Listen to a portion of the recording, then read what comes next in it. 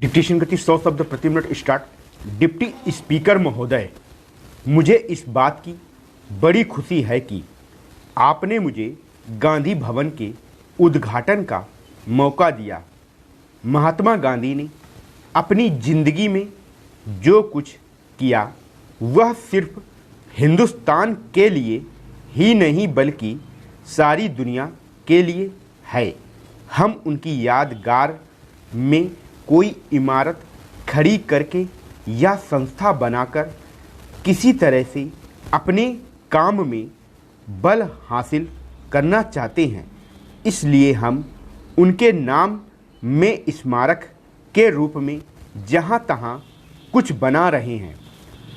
आज सिर्फ हिंदुस्तान में ही नहीं, हिंदुस्तान के बाहर भी जहाँ तहाँ गांधी जी के स्मारक के रूप में इमारतें बनाई जा रही हैं।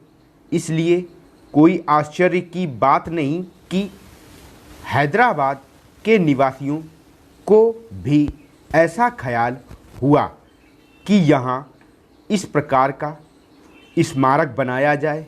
यह सिर्फ एक इमारत ही ना रहे बल्कि जैसे सरदार पटेल ने कहा था, यह जानदार स्मारक हो। इसका अर्थ यह है कि वह केवल ईंट पत्थर का ना हो बल्कि महात्मा गांधी ने जो हमें सिखाया और बताया था तथा उनके जो विचार थे उनका कोई जीता जागता रूप यहाँ देखने में आए। महात्मा गांधी ने अपने जीवन में कई बार कहा था कि किसी आदमी के लिए उसका शरीर कोई कीमत नहीं रखता, वह तो मिट्टी का पुतला है और फिर मिट्टी में मिल जाता है, मगर उसके पास कोई चीज़ रह जाती है तो एक तरफ उसकी आत्मा और दूसरी तरफ उसके किए हुए अच्छे या बुरे कर्म। इसलिए उन अच्छे कामों का नमूना हमारे सामने होना चाहिए।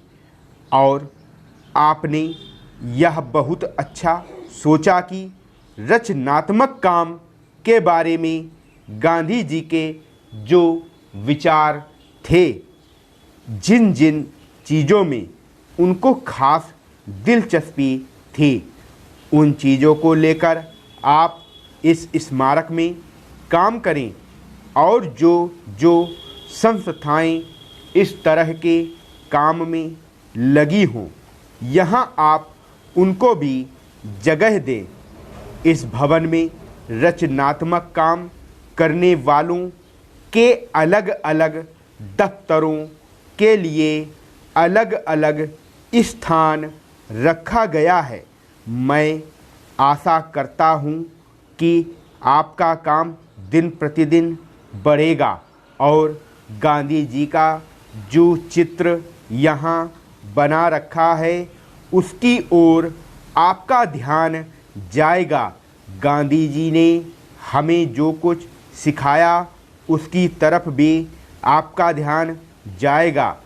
अपनी ज़िंदगी में उन्होंने कई बार कहा था कि यदि चरखा चलाने वाले को उस पर विश्वास ना हो और उसको वह ठीक से समझ नहीं पाता और केवल उनके कहने से या देखा देखी चरखा चलाता या खद्दर पहनता है तो काम नहीं चलेगा, क्योंकि इसका अर्थ तो केवल इतना ही हो सकता है कि जब तक लोग उनको मानते रहेंगे, इस काम को करते रहेंगे और जिस दिन वह आँखों से ओझल होंगे उस दिन यह काम बंद हो जाएगा।